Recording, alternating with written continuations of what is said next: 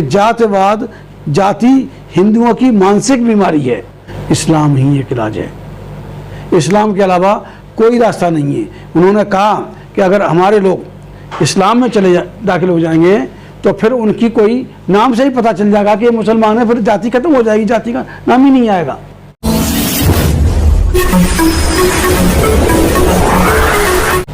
देखिए, जो लोग आरक्षण के खिलाफ आवाज़ उठाते हैं और उनका कहना होता है कि जातिवाद खत्म हो गया है इसलिए आरक्षण खत्म हो जाना चाहिए, ये जालौर की घटना उनके मुंह पे तमाचा, आरक्षण विरोधियों के मुंह पे करारा तमाचा है। जब एक दलित छात्र आज की तारीख में जब उसके एक सवर्ण हिंदू के घड़े को छूने मात्र से उसकी पीट कर हत्या हो जाती है, तो अब कहाँ जाएगा? छात्र अपने माँ बाप से ज़्यादा टीचर को अहमियत देता है। कोई भी छात्र हो, यहाँ शहर का हो या गांव देहात का हो, वो अपने अध्यापक की बात मानता है। तो अगर इस तरह की घटनाएं होंगी कि सवर्ण हिंदू टीचर और किसी दलित छात्र को पीट कर मारेगा, तो उसके साथ में और जो सवर्ण पढ़ने वाले हैं, जो लड़के हैं, बच्चे हैं, उनका मोरल हाई हो जाएगा और इस तरह से मॉब लिंचिंग की वारदातें बहुत बढ़ जाएंगी। तो 75 वर्ष पूरे हो गए आज़ादी के, क्या आपको लग रहा है कि छुआछूत अभी तक खत्म नहीं हुआ? देखिए, बड़ी अजीब बात है कि एक कुम्हार घड़ा बनाता है, अब तो खैर परिवर्तन हुआ है, जो कुम्हार घड़ा बनाता है, घड़े की उसकी मिट्टी को कूटता है, उसमें वो थूकता भी होगा, उसके बच्चे कई बार उस मिट्टी पे पेशाब भी कर देते होंगे। उस मिट्टी से जब घड़ा बन के जाता है, घड़ा बन जाता है, पक जाता है, वो किसी सवर्ण के यहाँ चला जाता है, तो वो कुम्हार या कुम्हार का बच्चा उस घड़े को छू नहीं सकता। जिस मिट्टी से जिसने खुद बनाया और जिसके उसके बच्चों ने पेशाब भी की होगी, थूका भी होगा, उसने भी थूका होगा, पसीना भी पहुंचा होगा, उस मिट्टी से बना हुआ घड़ा सवर्ण हिंदुओं के यहाँ जाके इतना पवित्र हो जाता है कि वो घड़ा बनाने वाला कुम्हार भी उसको छू नहीं सकता। तो आप समझिए कि जातिवाद का जहर कितना गहरा है इस देश में। आप कल्पना करिए कि कैसे ये जातिवाद कब खत्म होगा। और बाबा साहब डॉक्टर अम्बेडकर ने कहा है कि जातिवाद जाति हिंदुओं की मानसिक बीमारी है और उस बीमारी से पूरा देश परेशान है। ये डॉक्टर अम्बेडकर का स्टेटमेंट है। नहीं तो इसका इलाज क्या है फिर? इलाज है, अगर मैं सीधे शब्दों में कहूँ और बाबा साहब डॉक्टर अम्बेडकर के शब्दों में कहूँ, इस्लाम ही एक इलाज है, इस्लाम के अलावा कोई रास्ता नहीं है। उन्होंने कहा कि अगर हमारे लोग इस्लाम में दाखिल हो जाएंगे तो फिर उनकी कोई नाम से ही पता चल जाएगा कि ये मुसलमान है, फिर जाति खत्म हो जाएगी, जाति का नाम ही नहीं आएगा। वो वहाँ भी जाके सैयद, शेख, पठान जो कुछ भी होगा किसी भी नाम से जाने जाएंगे, वो मुसलमान के नाम से जाने जाएंगे और जातियों के नाम से उनकी पहचान खत्म हो जाएगी। तो आप इस बात को मानते हैं कि भारत में अगर कोई इस्लाम में चला जाता है, इस्लाम की शरण में, तो क्या फिर वो इनके जुल्म ज्यादती से वो महफूज हो जाएगा? देखिए, महफूज क्या हो, जब बाबा साहब ने जब इस्लाम की बात कही, डॉक्टर मुंजे जो इनके उस समय जो ये थे शंकराचार्य थे, उनके सेक्रेटरी थे, और जब जाति धर्म परिवर्तन की बात बाबा साहब कर रहे थे तो उन्होंने डॉक्टर बीएस मुंजे को डॉक्टर अम्बेडकर के पास भेजा कि जाओ तो मालूम तो करो डॉक्टर के मन में क्या चल रहा है।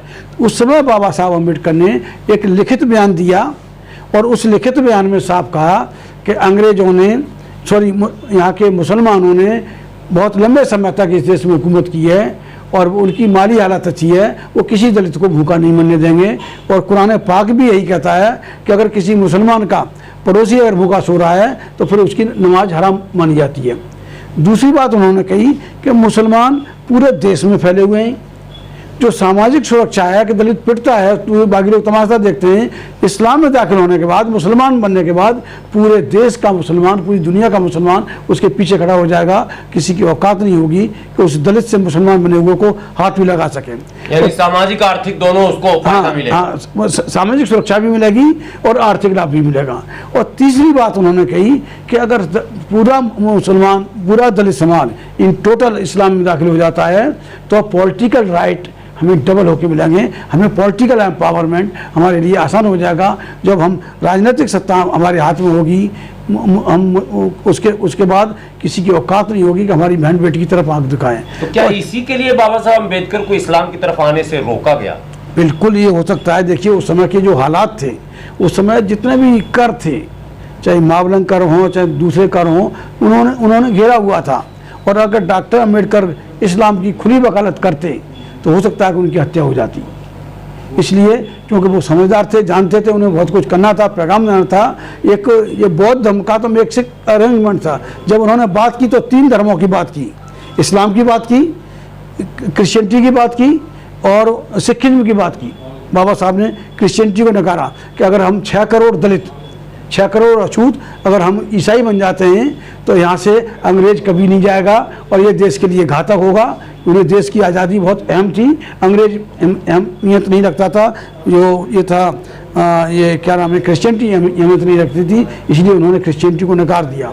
और सिख थे, सिख एक कोने में थे और उस समय ज़्यादा हमारी हालत अच्छी नहीं हो सकती थी, तो इनसे न तो सुरक्षा मिल सकती है न आर्थिक स्थिति समझ सकती है, तो इसलिए उन्होंने सिखिज्म को उस समय बाबा साहब ने रिजेक्ट किया था। और इस्लाम के बारे में चौथी बात, क्योंकि जाति के आधार पर यहाँ जुल्म होता है, जाति के आधार पर नफरत होती है इंसान से, तो अगर हमारे लोग इस्लाम में दाखिल होते हैं तो उनका जो कल्चरल ट्रांसफॉर्मेशन है, कल्चरल ट्रांसफॉर्मेशन हो जाएगा, तो उनका नाम भी बदल जाएगा और बदले हुए नाम से उनकी पहचान एक मुसलमान की होगी और जाति के आधार पर उनकी पहचान खत्म हो जाएगी, जातिवाद खत्म हो जाएगा।